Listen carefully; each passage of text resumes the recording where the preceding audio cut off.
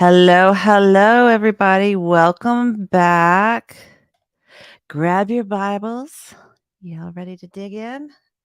I've got 3 Bibles spread out over here on different little stands. We are ready to go. Let's see. Oh. We don't want to do that. Hang on. Volume off. There we go. All right, we are ready to go. So where did we leave off last time? Because I'm teaching on Sundays and I'm teaching here. So we've got some that come on Sunday and come here, and some that are just here, and some that are just Sunday. So I'm not teaching the same things over and over again. I believe we ended with, hey, dude. I think we ended with, gap theory and all that jazz. So let's start off. If you have any questions about last time or anything you've read in between here and then, let me know. Everything is kind of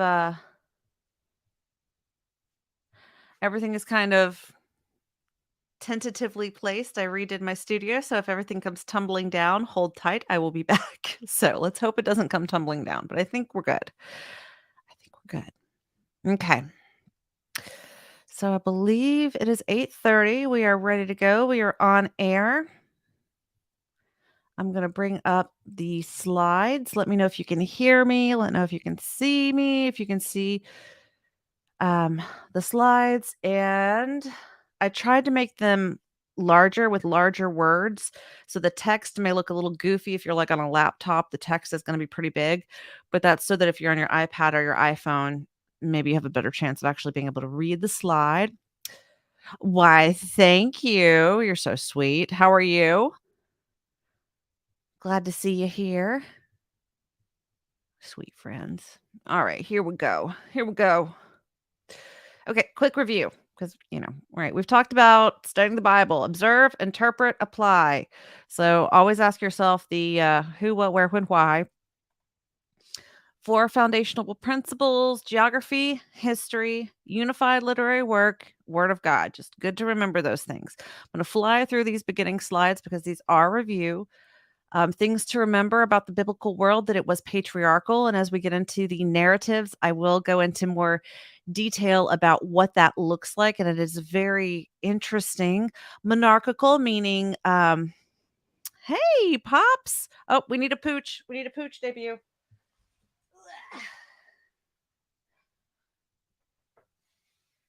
Pooch debut. Pooch. Hey, hello. Monarchical means kings. Everybody was used to having a king, a single leader. Polytheistic, meaning everybody had multiple gods except for the Jews. And slaveholding, and we talked about that a little bit on Sunday, but the way that they held slaves was very different from the way that we in America typically think of slaveholding. Again, not a good thing, not something that God says is a good thing, but it's part of the culture of the time, just like other sins. It's just part of the culture of the time. Just because the Bible mentions it doesn't mean it's okay or a good thing. There's lots of things the Bible mentions that are not good, um, because it's honest and real. Hey, puppy, you're getting some love. She's very tired. I just grabbed her from the dog bed. All right. So the main structures of the Torah, or the books of the law, the first 5 books of the Bible. The first chunk of Genesis is primeval history, and you get the story of creation, the garden, the flood, and the Tower of Babel. And then everything shifts in chapter 12, and we start to get the stories of the patriarchs, the grand patriarchs. You get Abraham, Jacob, Joseph, etc. And then Exodus 1 through 18 is a story from Egypt to Sinai. Genesis gets us to Joseph in Egypt. And then we get the story from Egypt to Sinai, Exodus 19 to Numbers 10:10. You get that's the story taking place while they're at Sinai, and you get the covenant and then the law, and then it finishes up with the departure from their camp at Mount Sinai to Moab. Just to give you an outline of what the Torah structure looks like. Remember, it is a story that is linear with recapitulations, which just means it goes in a straight line and then it'll stop and give a different perspective. And then it'll go forward and then it'll hit back, stop, and move forward. So that's what a recapitulation is. And that is kind of the order we go in Genesis to Esther, and then we jump back to Job. Then we get Psalms, Proverbs through Psalms. Then you get the prophets, the minor and the major prophets, Gospels, Acts, letters. It's generally linear. Okay, we are in Genesis today, which was written by Moses around the second millennium. It was passed down from Noah, obviously, to all the way down to Moses. Moses was educated, as we will see, in the highest levels. He was highly educated. He grew up in the palace with the pharaoh of Egypt. Um, so he was absolutely brilliant. And if we were seeing something that was false, that was made up by Moses, we would see a lot of influences from Egypt and Egypt's culture and Egypt's religious system, and we don't. We absolutely don't. We don't see anything even close. It was written to Israel in the wilderness, and it is a historical narrative with the central theme of redemption. This is all review. So we're starting today, we're continuing with the creation story from God's view, from the view of the creator. And then in chapter 2, we're going to flip to the view of humanity and how creation looked from their perspective. Okay. So in the beginning, God created the heavens and the earth. And in this one verse alone, there is so much meat. And we talked about this last week. So if you need a review of 1:1, go back after this and watch last week's live stream. It talks about how God alone created. We looked at John 1:1-4, and compare it to the creation story. And we noticed that the Trinity was all present at creation. Hey, glad you can make it. We're just reviewing real quick. We talked about the inclusio, which is the bookend that bookends 1:1 all the way to 2:3. That is our story for today. That is our big chunk. That is creation from God's perspective. All right, so let's skip forward a little bit. This was all last week. Okay. So Genesis 1:2, we have the Spirit of God hovering like a mother bird. There's this feeling, this intimation of kind of covering. There's a cosmos is the universe. It's time, space, matter. God created all at once, right? So God's realm is separate, but time, space, matter as we know it was what God created in 1:1. And he created it kind of empty. Hey, Emily. He created it empty and chaotic, and he made it all at once. And then he goes from chaos to a state of order, which is completely backwards from how the other cosmogonies or stories of how the world came to be from other cultures. It's opposite. And this creation process from chaos to order in the Bible is accomplished through Jesus Christ, through God's word, and through the Holy Spirit. Ruach, wind. We looked at these other creation stories. We looked at these other theories of cosmogony, which means the story of how the cosmos, the universe, came to be. Young earth creation, that God created the earth divinely, and that the earth is young, between 6 to 10,000 years old, and that the fossils were laid down during the global flood of Noah. We looked at some theories of old earth creation, how God used a combination of natural processes and divine intervention. And the whole point of theistic evolution and old earth creation is to work evolution into the Genesis story. They are open about that. The creators of these theories are open about that fact. That is not something I'm assuming. So keep that in mind. Some say that the 6 days of creation were not literally 24 hours, or that the 6 days were epochs of evolutionary development, or that huge developments happened before God created the world. We talked a little bit about that. If you have further questions on that, please let me know. Follow up with last week's video if you are behind on that. If you have questions, let me know. I've got plenty of videos I can post on that. Or if you just have questions, I'd be happy to go further into that. But we've been talking about that for a week now. So let's skip straight into the creation story. So let's skip this. This is what we've been talking about. All right. All right, Genesis 1. We're in verses 3 to 31. We are going to look at creation from God's perspective. So this is pretty exciting. All right, you with me? And how do we start? There is an organization to this. It is organized in a way, and I want you to pay attention to what components are on what day. Okay, so days 1 through 3 and days 4 through 6. This is organized in a particular way for a reason. Remember how I talked about how God created order from chaos, right? And it wasn't like there was any evil, darkness, or ugliness to the chaos. It was just in a form not ready for human life yet or for any life yet. And in days 1 through 3, he creates the environments to be appropriate for life. And then days 4 through 6, he fills those environments with life. So days 1 through 3 are he makes light and dark. Day 2, he separates sea from sky. And day 3, he creates this fertile earth. Days 4 through 6, he fills that. Day 4, he fills the sky with light and with stars, moon, sun. Day 5, he fills the sea and the sky with creatures. They're teeming with life now. And then on day 6, he fills the land. Notice he made plants on day 3, but life as in animals, he creates on day 6. And as we know, he creates humans on day 6. So this narrative is structured very, very carefully. It's almost as if he knew we were going to be facing these problems one day where there would be debate over what God really meant or could it have meant this or that. So it was structured perfectly and beautifully. So there's a structure to this. Number 1, God said, then he gives a command, and it was so.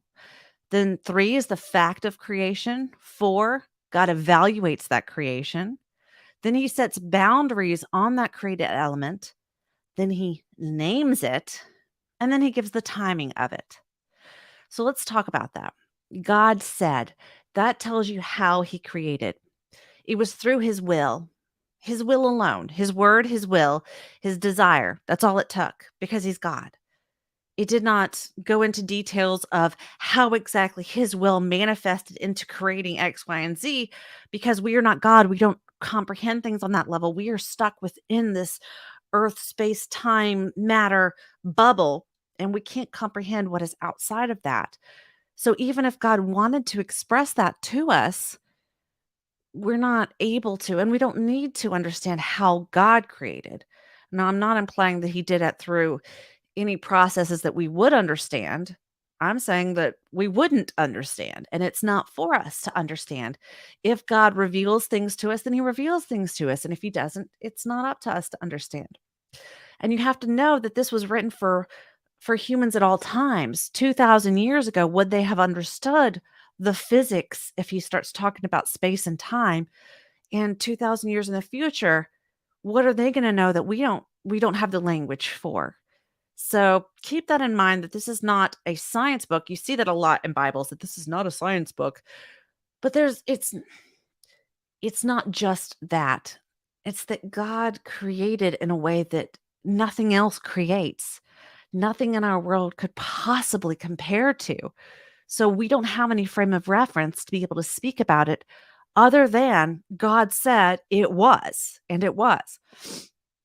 So God gives this command, and then it says the fact of creation, whatever was created. A, B, cause, effect, bam, just like that. That's it. That's all we need to know. And then God evaluates it, which is very important. And how he evaluates it will become important. And then he sets boundaries on it, and then he names it, which is very important because in Hebrew, naming something is ownership, responsibility over it. So not only is he creating, he's showing that he is responsible for it and that he's not going to create it and walk away, that he is maintaining whatever it is he creates. He is responsible for its well-being, including us. And then there's the timing, which I think removes any and all doubt of the timing. So we'll talk about that real quickly when we get there. So let's start with Sunday because we know Saturday was the Sabbath. The week of the Jewish people was designed around the creation story as it was meant to be. It was meant to be an example for humans. You work during the day, and then there's evening, and then there's morning, and that's the day. And then you go to work, and then you do evening and you morning, and then you go to work, and then evening and morning. And it's timed as God designed us with rest periods in between. And then on the seventh day, you have a rest day. So it's very important that the timing be as it should be. So we start on Sunday. Christians worship on Sunday, not because we are changing the week in any way, but because Christ rose on Sunday and there was a concerted effort to make Sunday our Sabbath. Whatever day you Sabbath, it doesn't matter as long as you Sabbath and keep that rhythm.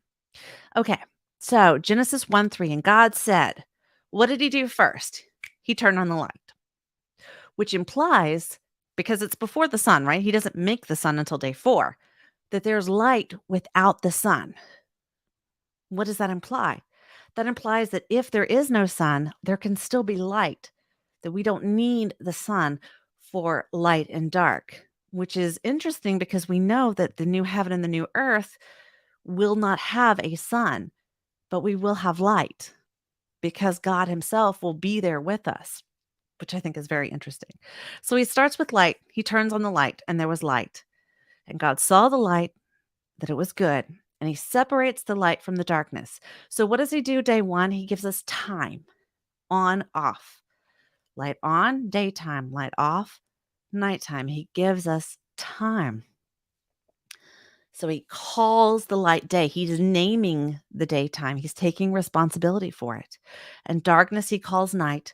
And then there was evening. So he works during the day. Then there's evening and there's morning. And that's the first day. And something very, very important is the naming.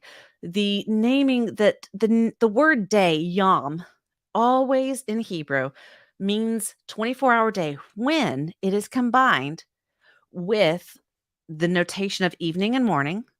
And then it always means 24-hour day when it's named with a number, like a cardinal number, first, second, third, fourth, fifth.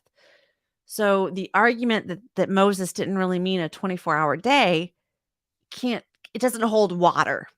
It doesn't hold water grammatically, rhetorically, and it doesn't hold water when you get to the New Testament. Christ talks about a 6-day creation week. So there's that. Moving on. So day 1, Erev, chaos, right?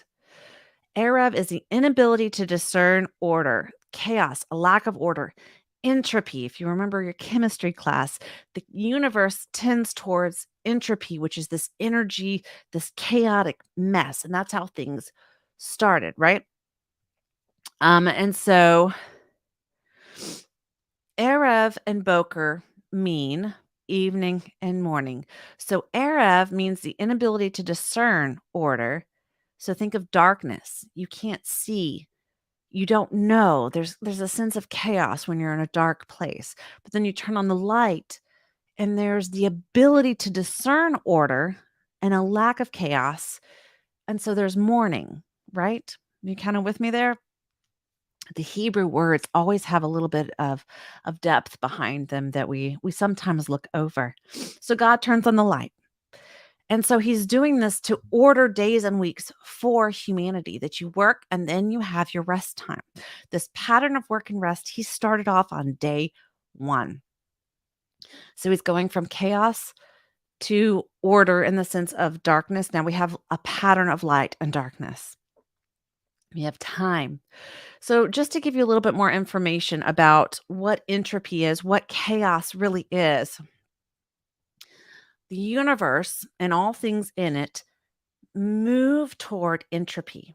They constantly move toward chaos. If left alone, things will always devolve into chaos. They will deteriorate, they will devolve, they will fall apart, they will get chaotic and crazy.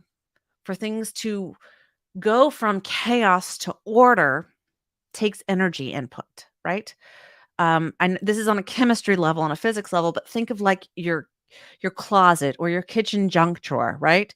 It's going to constantly tend toward more and more chaos unless you put energy in it to organize it. And it's a very simplified way to think about it, but it kind of works. So entropy is this tendency toward disorder, towards noise, cacophony, chaos, randomness. And information is the opposite, and that is the tendency toward order, a positive, recognizable signal, music, cosmos, design. And so God is creating the universe from entropy, which isn't necessarily a negative thing. It is just, it's not a morally negative thing. It's just a lack of order, and He orders it from that chaos. And like I said, that is completely opposite of the way nature naturally goes. It takes energy to change one to the other. So day 2, we have Monday. Y'all interrupt me if you have questions, please. Day 2 is Monday, and God said. So what do we have on day 2? Let there be an expanse in the midst of the waters. Okay, so it's kind of this misty, murky, watery, blah, chaotic blah, right? And so on day 1, he turns on the light. It's still a chaotic, watery blah. On day 2, he separates the waters from the waters, right? And he made the expanse and separated the waters that were under the expanse from the waters that were above the expanse. And it was so. And God called the expanse heaven, and there was evening, there was morning the second day. I want you to know that that heaven does not mean where God lives. That heaven is, He's creating the atmosphere. So now you've got creation, you've got earth, right? That's still covered in water, but now you have an atmosphere level. Heavens in Hebrew, there were different kinds of heavens. The third heaven is where God is. That's just how they numbered it. And the heavens they're talking about here are the area where birds fly. Think of it that way. So he's separating the atmosphere. He's kind of giving you up from down now, okay, from our perspective. So he turns on the light and he makes up from down now. He's got atmosphere and you've got this murky, watery, chaotic mess underneath, but it's separate, right? So you've got an atmosphere. So day 3, oh, let's keep going with day 2. I think it's interesting. Look at day 2. God does not declare the work of Monday good. I think that's hilarious. Mondays have always been a little bit rough. So it separates up from down. And God is in control of this water. And keep in mind that this water is never given a personification. It's never given a personality. It's never given a anything, because it is just a creation of God. God is just controlling and manipulating the water into something that is inhabitable by life, right? In pagan myths, water is always either personified and created into some sort of godlike thing, or it's they're scared of it because it's some crazy god chaotic mess. Water is a very powerful figure, and while there are poetic tendencies in Hebrew to see water as a little bit chaotic, it is never personified in any way. It is always just a creation of God. It is part of the natural world that God creates. So day 3, now we're on Tuesday. And God says, let the waters under the heavens be gathered together. So we've got the heavens. That was day 2. Now he's dealing with the waters and the mess that's underneath the heavens. That is the center, that is earth, right? You got the atmosphere. Now you're dealing with earth. And he pulls apart the dry land from the waters. Let the waters under the heavens be gathered together into one place, and let the dry land appear. And it was so. Notice we've got the I hate Mondays. Me too. Monday was never really that great, right? And so dry, but still, God blesses it twice on Tuesday, I believe. So he pulls it apart now. You've got the atmosphere, and now you've got water in one place, which implies land in one place. Remember how we talked about Pangea and Rodinia? If you don't know what we're talking about, feel free to flip back after we're done here. So we've got one chunk of land, one chunk of waters. Okay, so he names it. He calls it seas, right? And earth. And God says, let the earth. So he's giving another command. So he's created the atmosphere for life. And this is the first time he creates any kind of life. It's on day 3. And he says, let the earth sprout vegetation, plants yielding seed, and fruit trees bearing fruit, in which is their seed, each according to its kind on the earth. And it was so. And the earth brought forth vegetation, plants yielding seed according to their own kinds. According to their own kinds. Okay, kinds are more general than species, right? You have the dog kind, you have the cat kind, right? So keep that in mind. We'll get into that. Yes, very good. You remember Rodinia and Pangea from last week. So we've got the kinds of plant life, right? Which already puts the whole evolutionary process into perspective because that goes from kind to kind, species to species, which this is already ruling out, right? In which is their seed, each according to its kind, and God saw that it was good. So God blesses it. And there was evening and there was morning the third day. The third day was busy. The third day was very busy. Okay, so on the third day, he separates the seas from the land and he fills the land with vegetation, right? We still don't have animals, but we start to get photosynthesis. We start to get plants that are proliferating.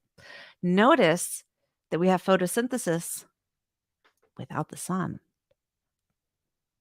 So, would this follow an evolutionary pathway? Does this make sense from an evolutionary perspective? Nope.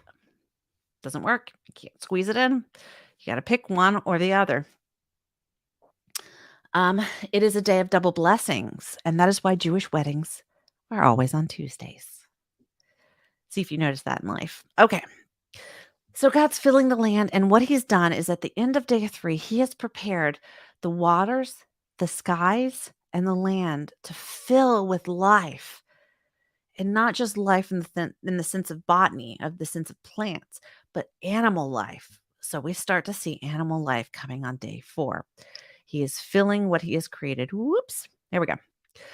And God said, "Let there be lights in the expanse of the heavens to separate the day from the night."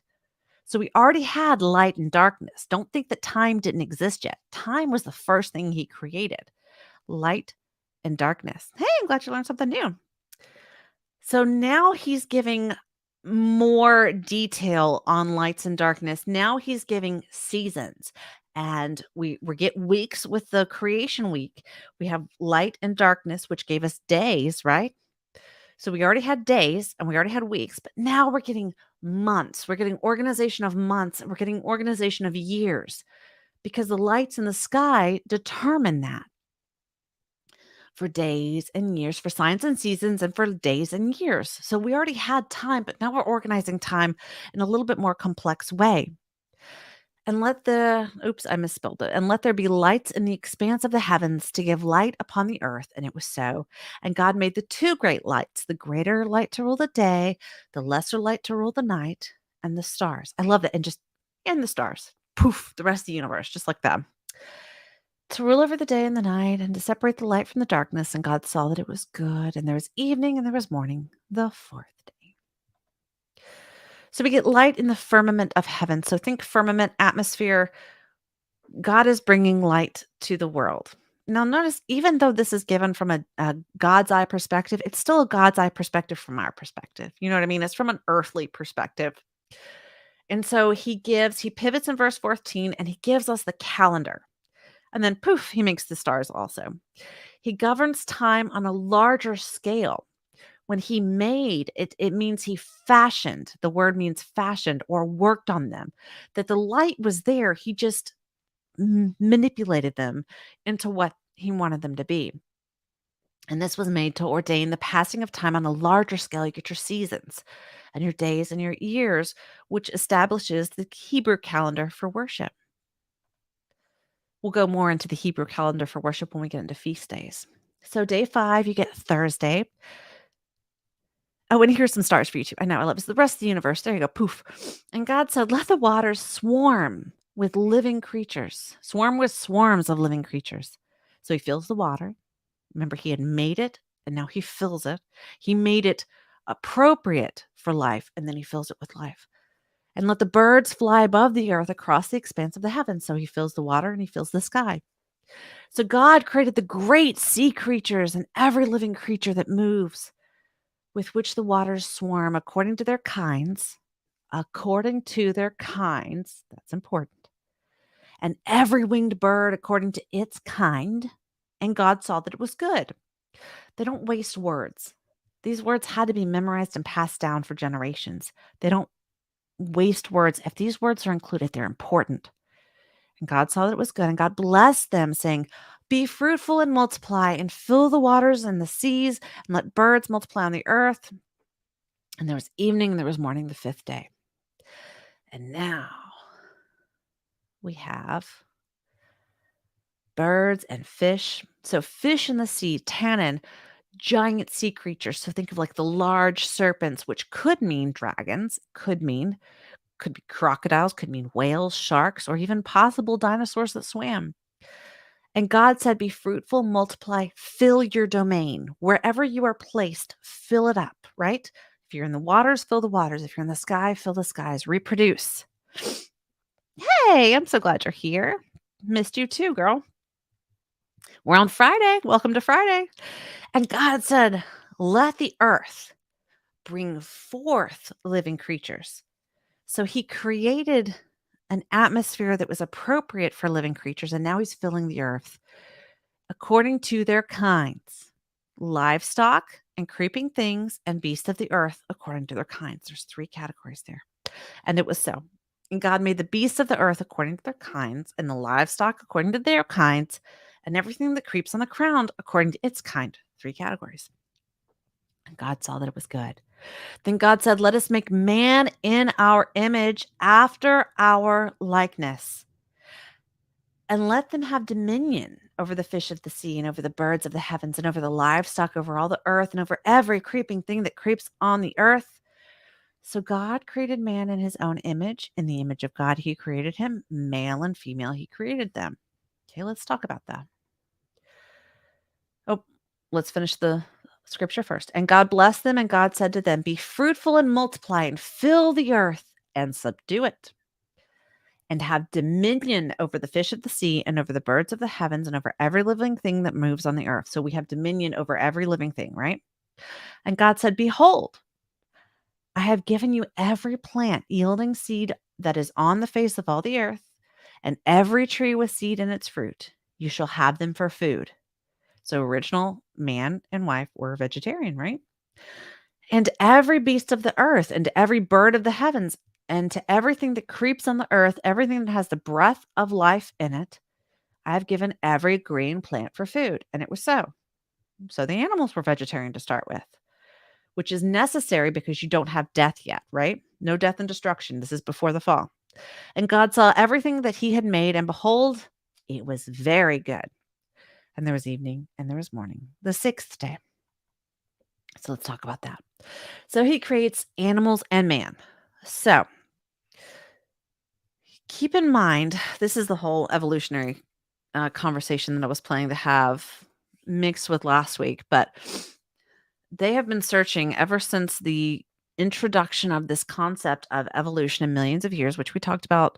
Darwin saw something scientific and then he extrapolated into an idea, which he later decided wasn't the case. But because people were searching for some way to get God out of science and to get God out of everything, they jumped on it, right? It became very popular because of certain popular people popularized it. And they have been looking for this missing link, this connection between apes and humans for 120 years. And all they've been able to find are human looking apes and ape looking humans. But they have not been able to find anything that is actually this quote unquote missing link that connects the two, because God created us as kinds, as species, to reproduce within our own genetic information. You can't add genetic information. So he creates humans, nephesh, with a soul. We have a nephesh, an inner being. This is the transcendent self. This is the self that departs at death and will return with life at resurrection. It is the house, the home of our reason, emotion, will, and worship. That's all attributed to the soul. This is kind of how I believe the Hebrews see the architecture of the human being. And then we have a ruach, a spirit, which is what God breathed into us at creation. And then we have the body, which is the batan, the nebula. I know I'm mispronouncing that. I agree, Net Dude. I believe that he was very proud of his observations and took things too far and regretted it later. Okay. So there's a reason. Look at the organization, look at the structure. Remember, we have to look at what's there first. And we see section, section, section, section, and they're very organized and they're very clear. And so you have these sections that are identical. And then you get to day 6 and it's different.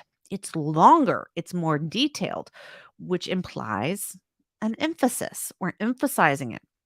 When we talked about the land animals, he categorized them in 3 ways as the Israelites would have experienced animals, how the Israelites understood animals. Remember, he's writing to the Israelites in the desert during their time of wandering, right? So they would understand animals as domesticated stock animals, right? They would understand animals as the small, creepy crawlies, and then the larger game or predatory animals that are out in the wild. That's how they saw animal kind. That's how they understood it. And remember, it was written to be understood by the original audience. So it's important to understand that that's how God was communicating to Moses, through Moses, to a particular people at a particular time, at a particular place, at a particular time. You get it. So we see humans being made in the image of us. Now, in the beginning, remember we saw that God created, remember? And God was plural, but created was singular. So we can't look into that and see something that's not there. That's not a plural for God because when it's the verb determines whether it's plural or singular. So that's not plural, but here we have a plural. We have in the image of us. We are creating humans in our image. So we start to see an image, a hint toward the Trinity. And some people may say, well, couldn't it have just been the angels or God's um, holy, what's the word? The people that hang out with the king? Court, right? His holy court. But we know that God is distinct from angels. Angels, there's different kinds of angels, but God created angels and they were not made in his image. In fact, they are very, very different from each other and very different from God. So we aren't made in the image of angels.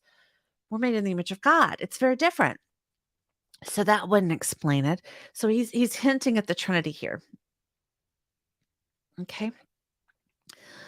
Being made in the image of God also emphasizes and gives the intent of being kind of a vice regent. So if the king is leaving, he appoints someone to be in charge while he's gone, or to be in charge over a certain area of land, right? That rules on his behalf, still under his authority, but ruling on his behalf. And that is what this phrase implies, that we are ruling the earth on God's behalf, responsible to God, right? Because God named it. He is ultimately responsible, but we're given responsibility to for secondarily, if that makes sense. And so God gives humanity gender, male and female.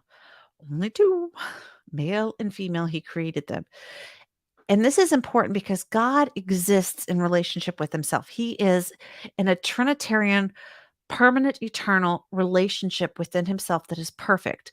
It's perfect in unity and it's perfect in identity. You've got 3 separate persons with separate personhood, but are all one in being.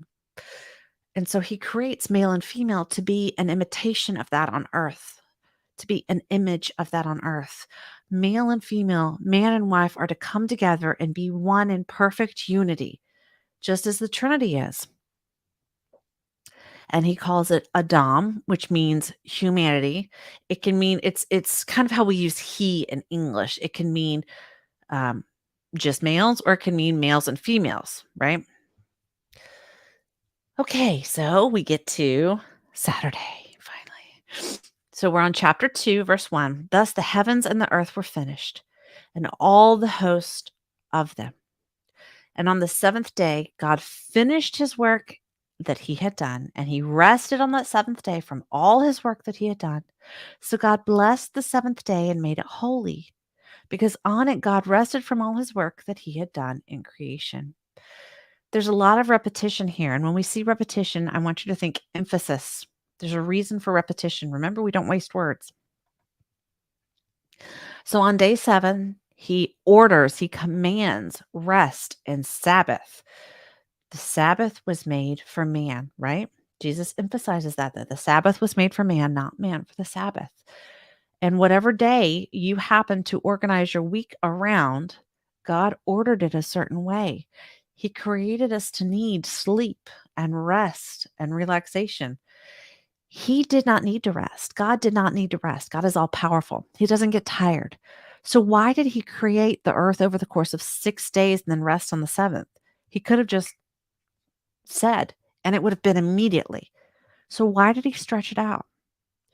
Well, one, I think it was to help us understand his creative process and to understand something about creation and who he is in revealing himself through that creative process.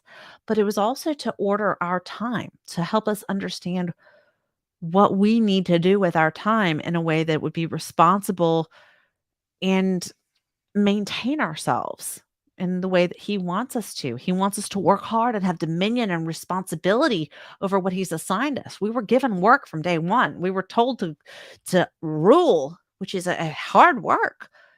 But then there's evening, right? There's nighttime, there's rest time. And then every seventh day, you get an entire day of rest to recuperate and to worship. So let's talk about the Sabbath post resurrection. That means after Jesus came back from the dead, right? There were 6 conflicts of Jesus about the Sabbath. Okay. Jesus got into conflict about the Sabbath, the rest day, 6 times. Okay. You've got Acts 15, Hebrews, they're all listed here. So let's just kind of bounce some ideas around here. So flip to Acts 15. Give me one second here. Runny nose. Okay. Acts 15. And if you know your New Testament, you know your Bible, Acts 15 is the great coming together, the Jerusalem Council. So the Jerusalem Council is where they decide how they're going to deal with Gentiles coming into the church, right?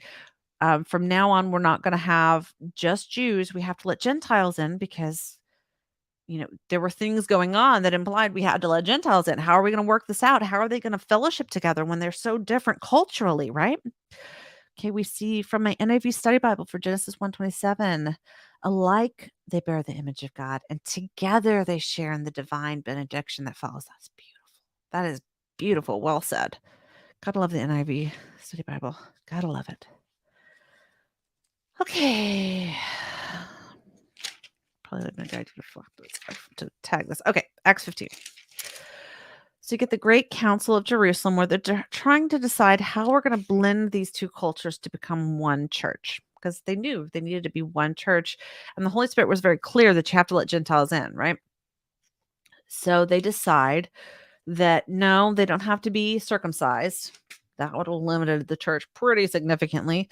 And they don't have to keep all of the rules, all the Torah rules, right? Because those were for specific people for a specific period of time, and that Jesus had come to fulfill that, right? But there are certain things that we need to culturally maintain so that the two can come together and worship together. You have to maintain sexual purity, sexual morality. That's a given. Um, and you got to keep the Sabbath, but they ended up changing the Sabbath to a different day, to Sunday, because Jesus resurrected on a Sunday. And at the time, this was later, they moved it to Sunday to differentiate from the Jewish church, the Jewish people.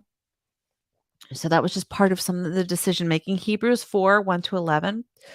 And Jesus was very clear that the Sabbath was created for the benefit of man. Don't make it a burden, which is what it had become. The Pharisees had created, now every time we hear Pharisee, we think bad guy. They weren't bad guys.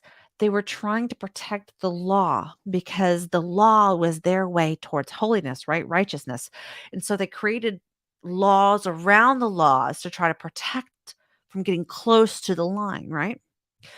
And in doing so, they had created all of these extra laws and rules that made it a tremendous burden. I don't know if you've ever Sabbathed with the practicing Jewish family, but there's a lot of preparation involved. There's a lot of energy and work involved. And yeah, you should, Saturday prepare for your Sunday or Friday prepare for your Saturday. Do what you need to do so that you're not having to do hard labor. And you're not supposed to make those that live with you work for you, work on Sunday either or on your Sabbath.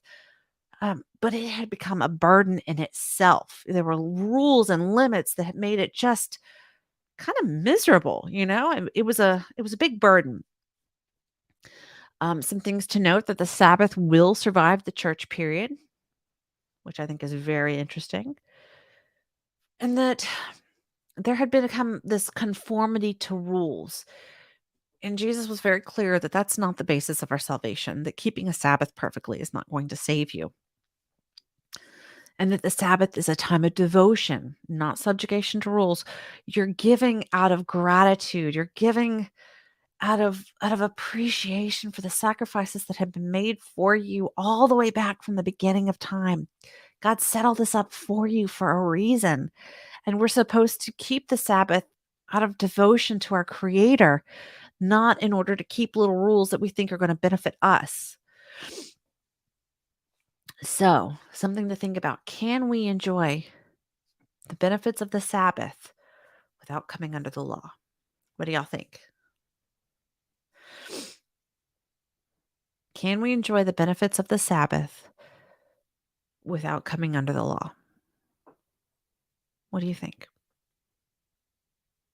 And how do we do it? Yes, we can. We can. It's hard though. You have to be very careful about not becoming too legalistic with it. What do we think? We can go into a Sabbath study a little bit more in depth another time, but I think it's very important to at least have it on your mind this week on how to Sabbath. I've also heard that if you work with your hands, Sabbath with your mind. And if you work with your mind, Sabbath with your hands. Does that make sense? Because I teach during the week. I teach my son, I teach Sunday school classes and stuff. I Sabbath with my hands and I get creative. I like to craft and things. And if you're, a laborer, you're not going to want to labor on your day off, on your Sabbath.